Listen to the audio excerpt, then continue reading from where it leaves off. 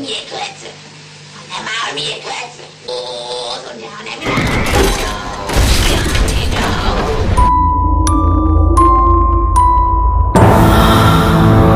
Hai guys, welcome to Mama Horor Urang Samarinda. Terima kasih buat kalian sudah mengklik video ini.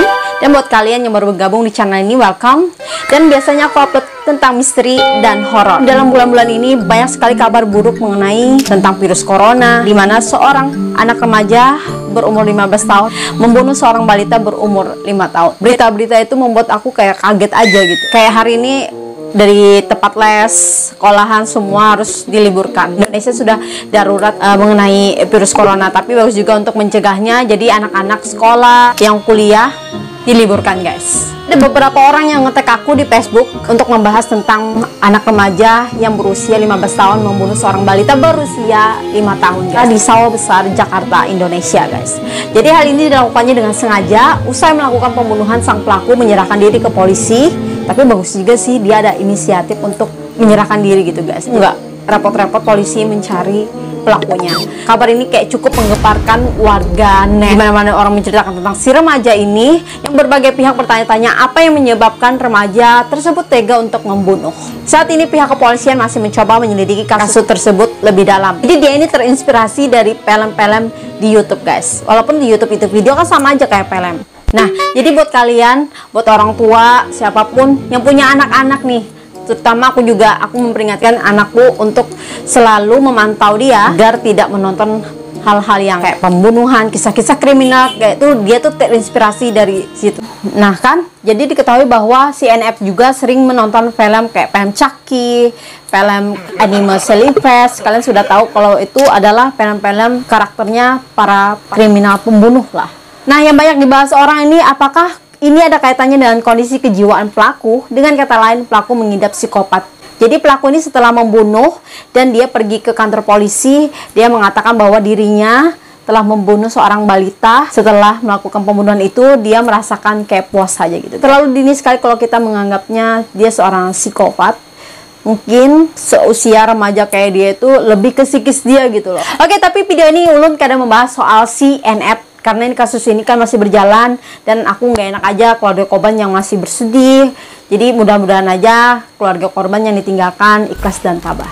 Jadi aku akan membahas tentang kasusnya Annelies Michel. Jadi bahasan kali ini tuh kisah nyata, ada horornya, ada supranaturalnya, dan ada kisah harunya juga guys. Jadi kisah ini merupakan kisah yang terkenal di Eropa. Bahkan yang berkisah tentang Annelies Michel telah dibuat sebuah film berbahasa Jerman yang berjudul Requiem. Jadi film itu dirilis tahun 2006.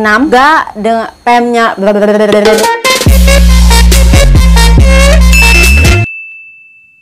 film lainnya Exorcism of Emily Rose. Bagi pian-pian yang pernah menonton film horor The Exorcism of Emily Rose, pasti sudah tidak asing lagi dengan film yang diinspirasi kisah nyata yang dialami gadis bernama Annelies Michel, gadis yang akrab dipanggil dengan Michel.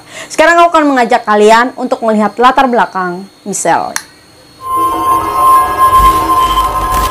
Nah, jadi Annelies Michel lahir pada 21 September 1952 di Klingenberg, Bavaria, Jerman. Keluarga merupakan penganut Katolik yang taat dan Michel dididik secara ketat. Karena didikan agama dari keluarga yang ketat, Michel sering berdoa untuk menghapuskan dosa-dosanya. Jadi kenapa Michel ini harus menebus dosa? Karena 4 tahun sebelum Annelies ini lahir, ibunya ini melahirkan seorang putri haram.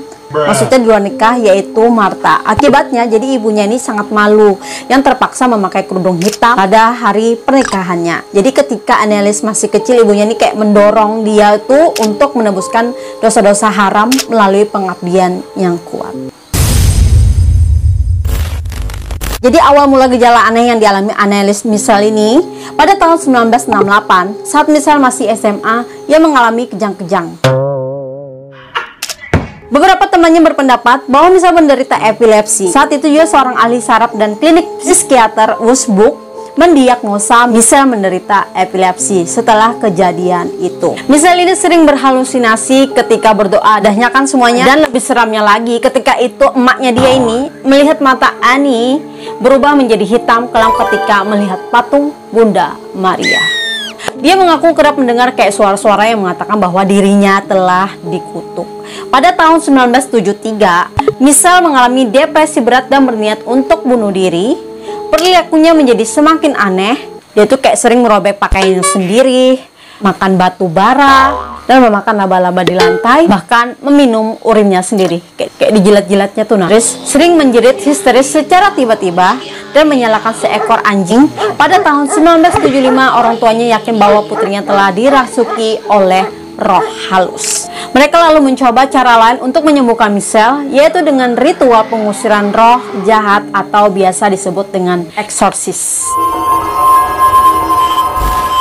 Orang-orang pertama kali mengetahui bahwa Michelle telah dirasuki oleh roh jahat adalah seorang wanita tua yang mendampingi Michelle ketika ia berziarah. Nadahnya nih kan, wanita itu menyadari keanehan pada diri Michelle nih ketika Michelle ini berulang kali menghindari ketika melewati lukisan Yesus. Michelle juga menolak ketika diberi air suci dari sumber mata air. Wanita ini juga mengatakan bahwa ia merasakan aura yang berbeda ketika berada di dekat Michelle. Seorang dukun dari kota terdekat memeriksa Michelle yang menyimpulkannya bahwa Michelle ini memang telah dirasuki oleh roh jahat, guys. Orang tua Michelle ini meminta ritual pengusiran roh jahat kepada dukun itu. Namun dukun itu menolak. Akhirnya mereka meminta bantuan kepada uskup setempat. Dahnya kan, orang tua Michelle sudah putus asa, kemudian meminta bantu seorang uskup untuk menyembuhkan Michelle. Uskup yang bernama Joseph Stang menugaskan dua orang pendeta, yaitu Pastor Arnold Rance dan pendeta Ernest Art. Nah, dahnya kan keduanya ditugaskan oleh sang uskup untuk melakukan ritual pengusiran besar-besaran terhadap Anneliese Michelle. Jadi ritual eksorsis ini yang dilakukan kedua pendeta ini berdasarkan pada ritual Romanun. Pastor Arnold Rance adalah mantan misioner di Cina, sedangkan pendeta Ernest adalah seorang pendeta biasa di tempat asalnya. Jadi mereka berdua ini melakukan ritual pengusiran roh jahat terhadap Anneliese Michelle selama 10 bulan yang terdiri dari 67 sesi. Banyak, guys. Jadi seminggu tuh ada berapa kali lah mereka tuh kan melakukan pengusiran roh jahat ini. Beberapa sesi bahkan berlangsung hingga 4 jam. Lama. Jadi Anneliese mulai melihat sosok setan pada setiap orang yang dilihatnya saat ia mulai mengalami gejala aneh di atas. Ini mungkin menjelaskan mengapa Anneliese sering histeris secara tiba-tiba. Bahkan kedua pendeta tak yakin bahwa sejak mereka melakukan ritual pengusiran roh jahat, lah kata Islam itu kayak ruqyah gitulah, guys. Semakin kuat jin di dalam tubuh si Anneliese ini. Nah, kalau kalian mau tahu roh apa saja yang masuk ke dalam tubuh Anneliese, Anneliese sendiri mengatakan kepada dua pendeta itu bahwa ada beberapa ruh yang kini merasuki dirinya. Dan dia juga menyebutkan ada roh Judas Iskariot, Adolf Hitler. Kalian tahu Adolf Hitler itu siapa? Ada Nero, ada Cain, ada The Beastman, dan yang paling kuat yaitu Lucifer. Nah, Lucifer ini kalian kan sudah tahu kalau kalian nonton video aku sebelumnya, bahwa Lucifer ini adalah iblis di atas iblis, guys. Bapak dari bapak iblis gitu loh. Jadi di antara hantu perhantuan. Nah, kedua pendeta ini bahkan kerap berhadapan dengan roh Lucifer yang menolaknya untuk keluar dari tubuh Anneliese. Wah, kalau ini Ningsih Timanti sudah ada di zaman itu, mungkin bisa kali ya mengatasinya. Mereka mengatakan bahwa roh ini adalah roh yang paling sulit untuk dihadapi. Nadahnya kan setelah menjalani 67 sesi ritual pengusiran roh jahat selama 10 bulan, selama itu pula Anneliese ini mengalami sejumlah kerusakan pada bagian tubuhnya nih, Wak. Jadi ligamen di lututnya ini telah pecah, kakinya juga mengalami kelumpuhan, sehingga pada saat-saat tertentu orang tua Michelle membantunya. Jadi kayak lumpuh, pokoknya benar-benar nggak bisa ngapa-ngapain lagi, dan bahkan Michelle pun tidak mau makan. Dahnya beberapa ritual dan beberapa sesi buangan roh jahat di dalam tubuh Michelle ini. Nah, inilah kisah yang paling mengharukan, guys. Pada tanggal 1 Juli 1976, Anneliese Michelle ini ditemukan telah meninggal. Menurut otopsi, Michelle meninggal akibat dehidrasi parah dan kekurangan gizi. Jadi sebelum kematiannya nih, Michelle ini selalu menolak untuk makan karena dia percaya bahwa tindakan itu akan mempercepat kematiannya. Dan itu satu-satunya cara untuk mengusir roh-roh jahat yang telah merasuki tubuhnya. Tentunya hal ini kayak membuat kedua orang tuanya ini sangat sedih. Oke, guys, aku juga sedih dengernya. Sebelum kematiannya, Anneliese ini sempat mengutarakan kata-kata terakhirnya, "Beg for absolution," dan ini ditunjukkan kepada kedua pendeta yang telah berusaha menolongnya. Dan untuk ibunya, ia berkata, "Mother, I'm afraid." Oh my god, sian kali, guys. Bagaimanapun juga hukum masih berlaku dalam kasus Annelies. Pengadilan sempat menjatuhkan hukuman 6 bulan masa percobaan hukuman terhadap kedua pendeta tadi dan keluarga Annelies. Kok bisa sih? Jadi tuduhannya adalah mereka ini dianggap menghalangi upaya medis untuk melakukan pertolongan terhadap Annelies. Namun seorang pengacara membela mereka karena merasa apa yang dilakukan pihak dari keluarga dan pendeta tadi adalah upaya untuk penyembuhan Annelies. Oke guys, kita masuk ke ujung cerita dari kisah Annelies Michel ini. Belum ada keterangan yang pasti mengenai penyebab Michel ini dirasuki oleh roh-roh itu.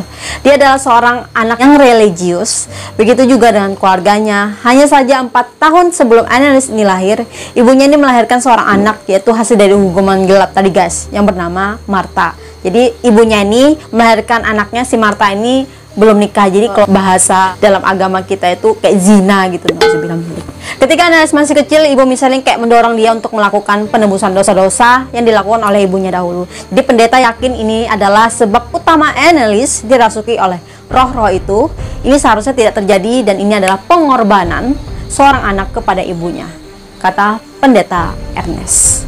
Nah, dahnya kan semuanya jelaskan tadi. Awak bisa nonton aja The Exorcism of Emily Rose. Oke guys, semoga kalian enjoy. Kalau kalian suka sama videonya, make sure and thumbs up langsung. Kalau kalian suka sama channelnya, subscribe channelnya, nyalakan try on notifikasi onnya biar kalian tidak ketinggalan sama video-videoku yang selanjutnya. Thanks for watching. I wish you in my next video.